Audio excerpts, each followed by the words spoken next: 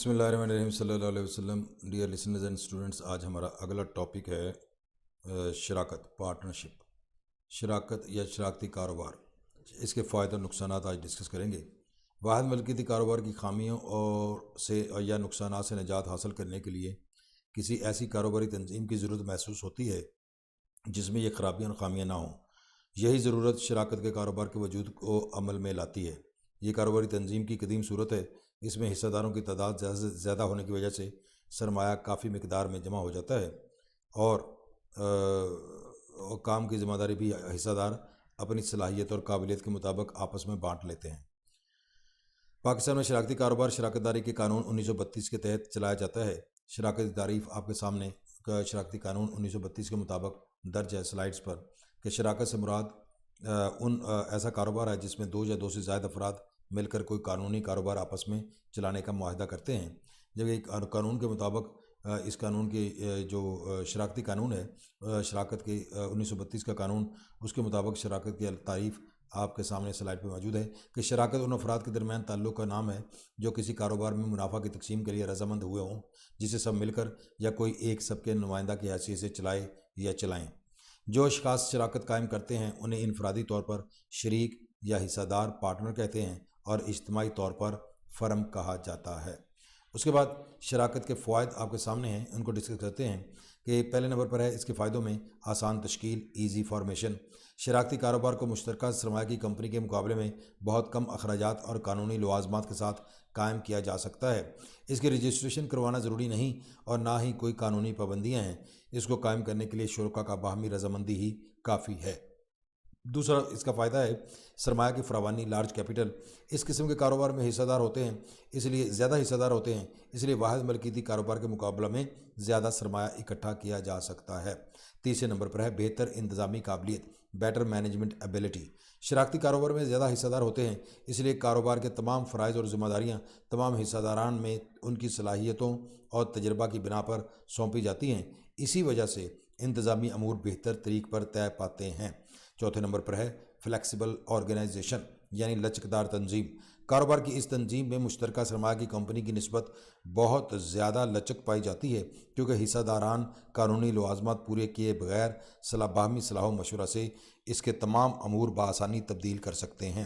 پانچویں نمبر پر شراکت کے فوائد میں ہے کریڈٹ فیسلٹی، قرضہ کی سہولت۔ اس کاروبار میں چونکہ حصہ داروں کی ذمہ داری غیر محدود ہوتی ہے، اس لیے بینکوں اور دوسرے مالی اداروں سے قرض آسانی سے مل جاتا ہے کیونکہ مالی اداروں یا بینکوں کو قرضہ واپس ملنے کا پورا یقین ہوتا ہے۔ چھٹے نمبر پر شراکت کے فوائد میں ہے پرسنل انٹرسٹ، ذاتی مفاد۔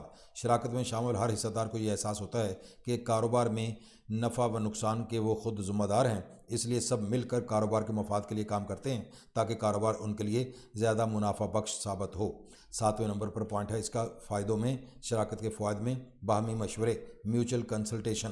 شراکتی کاروبار میں مختلف صلاحیتوں اور قابلیت کے افراد شامل ہوتے ہیں، لہذا کاروبار سے متعلقہ تمام امور باہمی صلاح و مشورہ سے انجام پاتے ہیں۔ اس لیے عمدہ منصوبے اور بہترین حکمت عملی وضع کی جا سکتی ہے جس سے کاروبار ترقی کی منازل جلدی طے کرتا ہے۔ آٹھویں نمبر پر ہے ایکسپینشن آف بزنس، کاروبار میں وسعت۔ اس کاروبار کو زیادہ سرمایہ اور بہتر انتظامی قابلیت کی بدولت وسیع پیمانے پر کیا جا سکتا ہے اور اس طرح بڑے پیمانے کی تمام مراعات اور فائدے حاصل ہو سکتے ہیں۔ 9 نمبر پر شراکت کے فوائد میں ہے پروٹیکشن آف مائنورٹیز، اقلیتوں کا تحفظ۔ اس کاروبار میں تمام امور طے کرنے کے لیے تمام حصہ داروں کی رضامندی ضروری ہے، اس لیے یہ خدشہ نہیں رہتا کہ کچھ حصہ دار مل کر اکثریت بن جائیں گے اور اقلیتی حصہ داروں کو نقصان پہنچا سکیں گے۔ 10ویں نمبر پر ہے امپلائر اینڈ امپلائی ریلیشنز، مزدور مالک تعلقات۔ اس میں حصہ داروں کا ملازمین سے قریبی رابطہ ہوتا ہے، اس لیے ان کے ساتھ خوشگوار تعلقات رکھنا ممکن ہوتا ہے، اس لیے مزدوروں، ملازمین اور مالکان میں غلط فہمیوں کی بنا پر ہڑتال کی نوبت نہیں آتی۔ 11واں فائدہ ہے شراکت کے فوائد میں نقصان کا بوجھ، برڈن آف لاس۔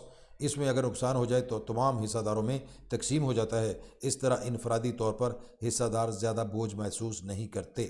12ویں نمبر پر ہے سیکریسی، رازداری۔ شراکتی کاروبار میں تمام امور کو سیگا راز میں رکھا جاتا ہے کیونکہ اس کے اخراجات کو، حسابات کو، اکاؤنٹس کو کمپنی کی طرح شائع کروانا پرنٹ کروانا پبلش کروانا قانونی طور پر لازمی نہیں ہے، جس کی وجہ سے کاروباری راز شرکا میں محفوظ رہتے ہیں۔ فوائد کے بعد ہم اس کے نقصانات کو ڈسکس کرتے ہیں کہ شراکت کے کچھ فائدوں کے ساتھ ساتھ نقصانات بھی ہیں۔ ڈس ایڈوانٹیجز یا ڈی میرٹس آف پارٹنرشپ۔ پہلا ڈی میرٹ ہے غیر محدود ذمہ داری، ان لمیٹڈ لائبلٹی۔ اس کاروبار کی سب سے بڑی خامی غیر محدود ذمہ داری ہے، جس کے باعث نقصان ہونے کی صورت میں شرکا کی ذاتی جائیداد بھی محفوظ نہیں رہتی اور نقصان پورا کرنے کے لیے شرکا کی ذاتی جائیداد تک نیلام کی جا سکتی ہے۔ دوسرا شراکت کے نقصانات میں ہے نقصان لمیٹڈ کیپٹل، محدود سرمایہ۔ مشترکہ سرمایہ کی کمپنی کے مقابلہ میں سرمایہ محدود ہوتا ہے، کیونکہ زیادہ سے زیادہ حصہ داروں کی تعداد 20 ہو سکتی ہے، لہٰذا وہ اپنی استطاعت کے مطابق ہی سرمایہ لائیں گے اور وہ زیادہ سرمایہ کمپنی کی طرح اکٹھا نہیں کر سکتے۔ اس لیے وسیع پیمانے پر کاروبار کرنے کے لیے جس قدر سرمایہ کی ضرورت ہوتی ہے وہ حاصل نہیں ہو سکتا۔ تیسرے نمبر پر شراکت کے نقصانات میں ہے ٹرانسفر آف رائٹس، حقوق کی منتقلی۔ اس کاروبار میں کوئی حصہ دار دوسروں کی مرضی کے بغیر، یعنی باقی حصہ داروں کی مرضی کے بغیر اپنا حصہ کسی کو منتقل نہیں کر سکتا، جبکہ کمپنی میں حصہ دار پارٹنر شیئر ہولڈرز اپنا حصہ بآسانی فروخت کر سکتے ہیں۔ چوتھے نمبر پر شراکت کے نقصانات میں ہے لیک آف کانفیڈنس، کم اعتماد۔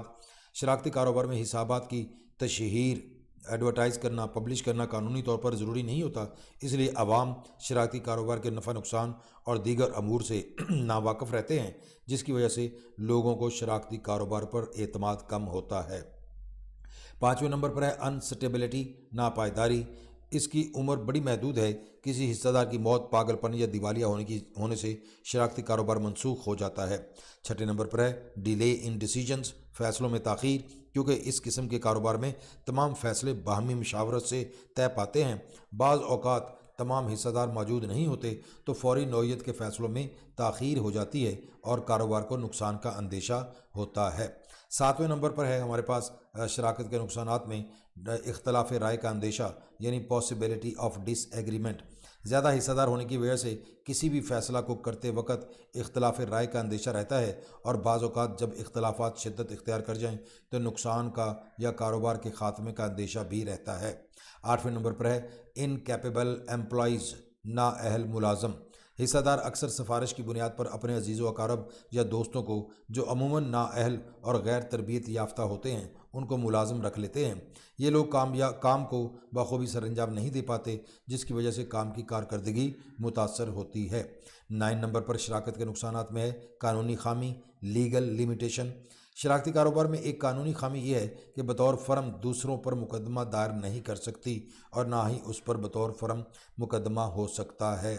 اس کے بعد 10 پوائنٹ ہے غفلت اور لاپرواہی، نیگلیجنس۔ شراکتی کاروبار میں حصہ داروں کی ذمہ داری مشترک ہوتی ہے، اس لیے بعض اوقات ان کا رویہ خود غرضانہ ہو جاتا ہے اور ہر حصہ دار وہ کام کرتا ہے جس سے اسے ذاتی طور پر زیادہ منافع ہو، اور اگر کاروبار میں نقصان ہو یا کوئی اور خرابی ہو جائے تو وہ دوسروں کے سر تھوپنے کی کوشش کرتے ہیں اور کاروبار کی ناکامی کا سبب بنتا ہے۔ تو ڈیئر لسنرز اینڈ اسٹوڈنٹس، آج کا یہ ہمارا ٹاپک پارٹنرشپ، اس کے میرٹس، ڈی میرٹس مکمل ہوتا ہے۔ اگلے ٹاپک تک کے لیے اجازت، اللہ حافظ، تھینک یو فار واچنگ۔